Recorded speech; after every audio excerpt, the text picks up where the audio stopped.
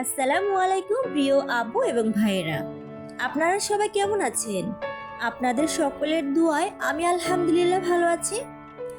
আজকে বাইরের কোনো মশলা ছাড়া শুধু ঘরের উপকরণ দিয়ে মানে ঘরের কিছু মশলা দিয়ে আমি তেলাপিয়া মাছের বারবিকিউ করে দেখাবো।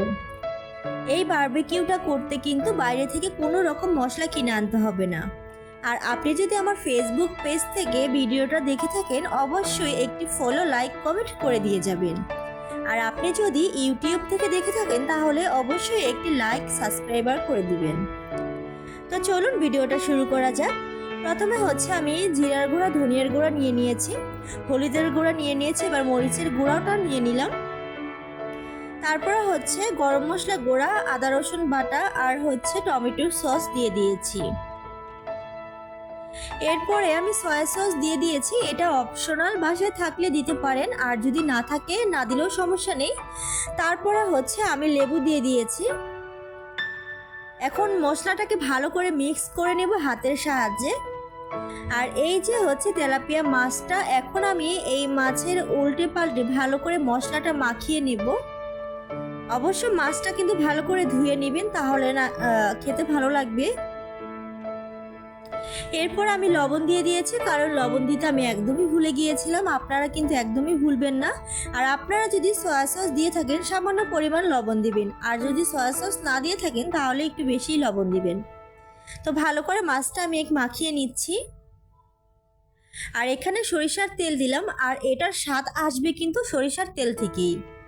তো আমার ঘরে অল্প পরিমাণ সরিষার তেল ছিল, এজন্য আমি অল্পই দিয়ে দিয়েছি। এখন একটি তাওয়া বসিয়ে দিয়েছি, আর তাওয়াটা গরম হওয়ার পর এখানে আমি সরিষার তেল দিয়ে এখানে সয়াবিন তেল দিয়েছি। সরিষার তেলটা আমার ঘরে ছিল না, আপনারা অবশ্যই সরিষার তেল দেওয়ার চেষ্টা করবেন। এরপরে এটাকে আমি উল্টে দিব, উল্টে পাল্টে ভালো করে ভেজে নেবেন। আর অবশ্যই আপনারা একটি ভালো তাওয়া নেওয়ার চেষ্টা করবেন। আমার তাওয়াটা অনেক পুরাতন হয়ে গেছে, যার কারণে কিন্তু এরকম কালার হয়ে গেছে মাছের, আর ভেঙে যাচ্ছিল উল্টানোর সময় মাছটা। অবশ্যই আপনারা ভালো একটা তাওয়া, যে তাওয়ায় হচ্ছে মাছ ভাজেন সেই তাওয়া অবশ্যই ব্যবহার করবেন।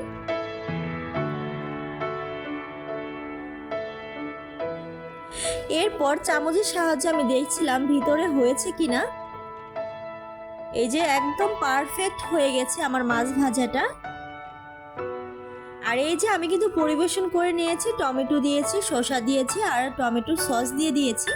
দেখুন কতটা লোভনীয় লাগছে। আর এটা আপনারা বাসায় বানিয়ে খেতে পারেন শুধু ঘরোয়া মশলা দিয়ে।